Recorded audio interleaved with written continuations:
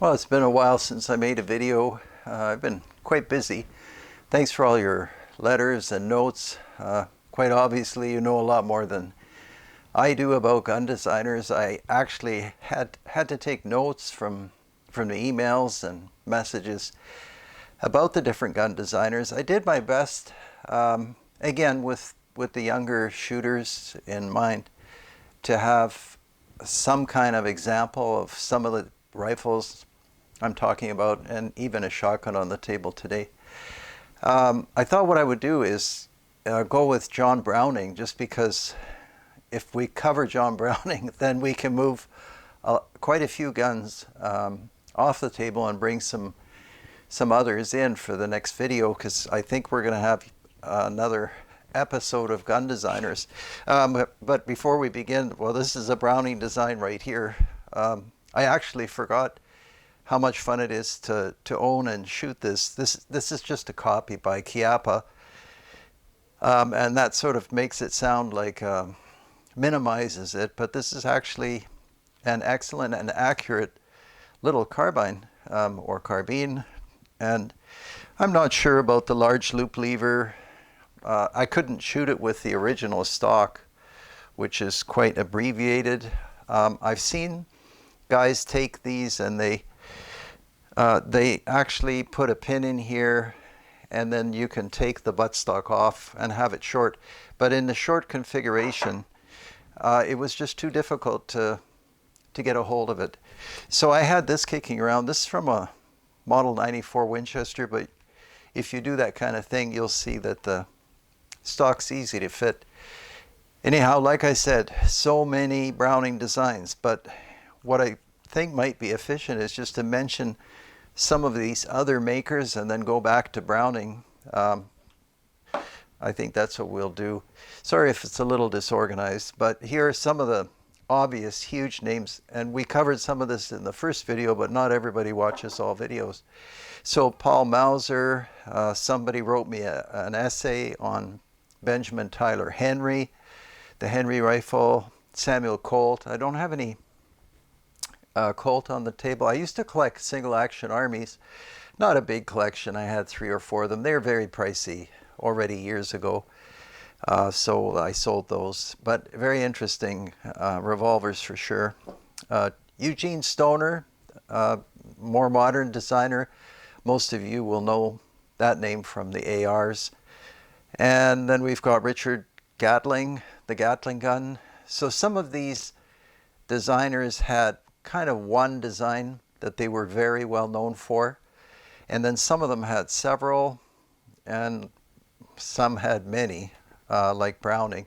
I've got these Mausers on the table just because a lot of people wrote me that they felt the Mauser was the greatest firearm design, and of course a lot of these designs, you know, came out 1850, 1900, 1920, and so on. Corresponding somewhat to smokeless powder. And as I went through my collection and read the literature that you sent me and other material, you could definitely see that as Europe was going one way, North America was going another way, particular with the lever action or lever action, hence the 1892, which probably is the most attractive little Browning designed carbine or rifle, depending. And maybe what I'll do is set this down and just give you an idea of how brilliant Browning was. I don't have a Thompson submachine gun, but for some reason I have a buttstock for one. Thompson comes up on the list. And some of you wrote me about Maxim machine guns. Well, if I didn't mention it already, I don't have a Maxim machine gun either, but I have a Maxim machine gun sight, which is kind of interesting.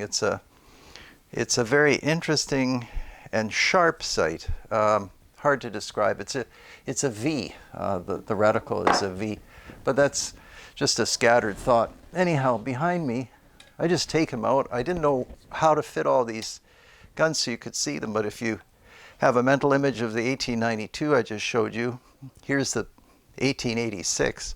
So obviously earlier, big, you know, just a magnificent action. And Browning was headed in that direction while Mauser was working in Europe on perfecting the turn bolt and very high pressure cartridges compared to the North American cartridges, Browning was introducing different models, I guess, as his partner, sometime partner, Winchester wanted. That's the 1886. These are reproductions, by the way, which tells you a lot. That means we're still making copies of these Browning designs, which is remarkable on its own. This is the 1895. That's box magazine. He adapted it to Spitzer bullets because of the superiority of the Spitzer bullets. Anyway, this one's in 270. I've always liked this reproduction, actually, 270. Some people think it's not appropriate, but I like it. And what else do we have here? Another Miroku, 1894. This one's my recently most accurate Model 94. Beautifully made. It's too bad Browning can't see his rifles still being made, and made so supremely well in Japan. Just an excellent little rifle. Some people don't like the safety. Doesn't bother me at all. Just great. So you can see another Browning design. And then what's this? Oh, I showed you this before. Now this is an abbreviated version because people like these short barrels for whatever reason. I do too. I think 1887, 10 gauge, huge lever action. You can see the mechanism. I mean, in terms of the interrelationship of parts and getting a firearm to work, nobody can touch Browning's designs. And I guess later on this came out as the 1901. So we set that there.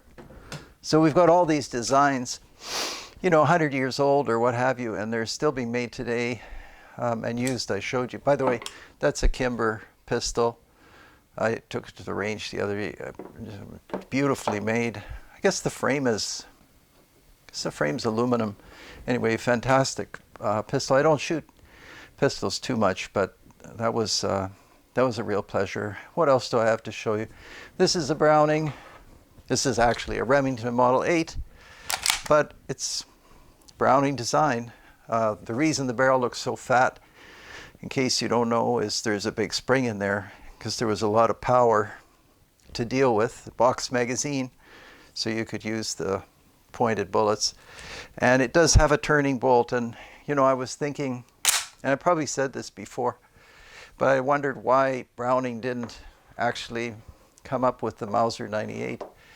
But I suppose he was just distracted by what was, commercially requested by Winchester, other designers. He ended up, of course, in Europe with some of his designs like the Auto 5 shotgun, immensely successful. I still have 2 or 3 of those. Some people just love the Ithaca 37. That means it's made by Ithaca, but it's a Browning design. Bottom eject, very slick. If you don't recognize the barrel, that's because I bought this. It's I forget who makes it, Hastings. It's a rifled bore. And I took this with slugs. It's 20 gauge. And you really do have rifle type accuracy out of it. No, it's not a Hastings. It's made by Ithaca Gun Company. It's reintroduced. And they somehow offered these for sale. And a distributor called me and I just put it on. It fit, head spaces, shoots perfectly. Beautiful.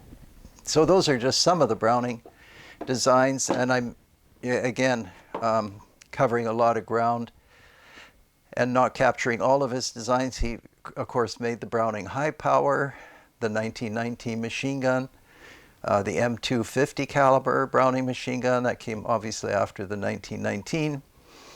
And of the bigger military style designs, I actually do have the bar. This thing is, as I said in another video, one of the most interesting rifles to shoot, semi-automatic. It does definitely give you that military feel. I like the operating handle on the left side, and I'll show you the action. It locks up here. because of the weight, this thing is like 20 odd pounds. It's made by Ohio Ordnance. Very difficult to get these. I think they're busy making, you know, other rifles. But I was lucky and I got this one. And what a real pleasure it is to shoot this. There's no recoil, and you just have a feeling that you could operate like in semi-automatic mode and have some kind of accuracy at 500 yards. Just gives you that feeling. I haven't fired it, you know, at that distance, but anyway, hard to explain, but you probably get the idea. So those are some of the Browning designs, and if you consider that a lot of the gun designers that I'm going to talk about now have just one, you get an idea of the dimension of his, what everybody calls genius, and I guess that's about right. So getting back to my list, I forgot where I left off. I think I mentioned Gatling. Don't have a Gatling gun. I'd love to get one though. Christian Sharps from the Sharps rifle. Mikhail Kalashnikov, I think we talked about him. I had a AK-47 carbine deactivated. John Garand, fantastic. A few people wrote me about him. I have a couple of Garands. We should take those out. Uzziel Gal, I got that from overseas. I didn't know this, but he designed the Uzi, which we all know. Benjamin Tyler Henry, of course, huge name in the States. Eliphalet Remington, I hope I'm saying that right. Thompson, and then Paul Mauser again. Lots of Eugene Stoners again. Just a huge list of and the things that people out there know.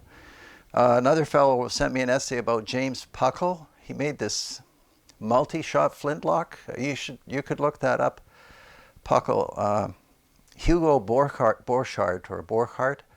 the C93 pistol. Here I've got one from Mauser before I forget.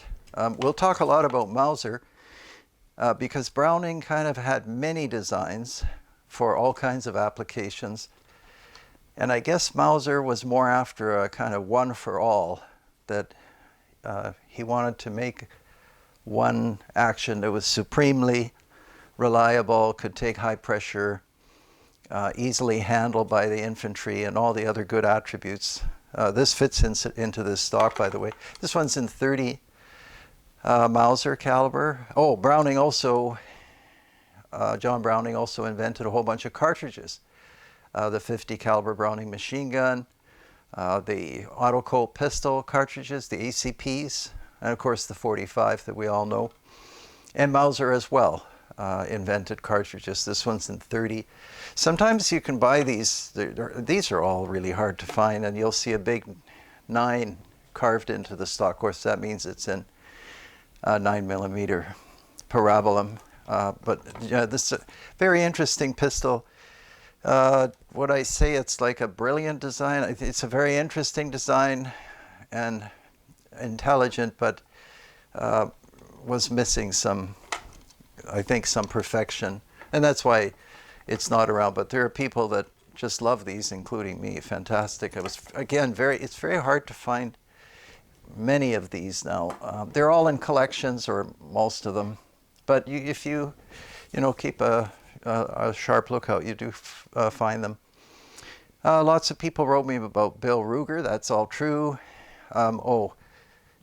Probably the most letters I received were about the Savage 99, Arthur Savage, and it's true. What a remarkably efficient mechanism, so simple. Again, you wonder why he didn't come out with many other designs, and he did have other designs, but most people remember the 99. This one's in 303 Savage, and so why is it great? Just because it's, you can see how it locks. This is not a flimsy mechanism. This can take, if it were made today, and there's a rumor that this may be reintroduced, I don't know if that's true or not. I'm sure there'd be a market for them even today, because they can take, again, pointed bullets. It has a rotary magazine. They just about, you can see the rotary magazine inside. They just about never jam. This one is so slick and actually easily decocked. So I had to take one out to show you in case you didn't know what they look like. And this is definitely unlike all other lever actions. It's not a turning bolt like the Model 88 Winchester. It's not a rising locking system like the 1886 and the 1892 I just showed you. It reminds me a lot of the Martini, but it's not really a Martini. But there'd be no way to really get the action to fail. It'd be very difficult. Extremely strong. I don't know what their pressure tested up to. This one has a nice aperture sight on it. Anyhow, getting back to the list, what do we have here? Bill Ruger or Savage? Christopher Spencer. Oh yeah, some of you have Spencer repeating rifles. Actually, I was surprised how many of you do, and I don't. I'll have to do something about that. Oh, several letters. James Paris Lee. Of course, Lee Enfield. Enfield being the arsenal. Just amazing. I think we've made a few Enfield videos. I'll go one more page and then I think we'll take a break. Oh, some people said, oh yeah, T.C. Johnson. He made the Model 12 Winchester, the Model 52, that wonderful 22. Somebody wrote me Elmer Keith, or more than one person, I guess. 44 Magnum, I could be wrong there. Gaston Glock, yeah, fantastic designer. Again, known for essentially one pistol, although apparently he designed a rifle which has not been released yet or made yet, I don't know. But that'd be interesting to have a Glock rifle. Anyway, I could go on and on and on, and what we'll do is we'll pause here and regroup, and then I'll go to the Mausers, the Mannlichers, and a bunch of other rifles. You know, there are a whole bunch of Russian designers. The people write me actually in Russian, then I go to Google Translate to figure out what's what. And great letters, by the way, keep writing from Russia. Joseph Egg, I had to look him up. John Pedersen, the Pedersen device, that allowed a pistol cartridge to be used in the 1903 Springfield. It goes on and on and on. There are so many brilliant gun designers. Anyway, like I said, we'll break off there. And again, I was set back in time, but I have quite a few videos and things to share with you. As always, thanks for being here. And I guess things are a little iffy out, but hopefully you're healthy and we'll stay healthy. And we'll see you all on the next video. And thanks for tuning in. Take care.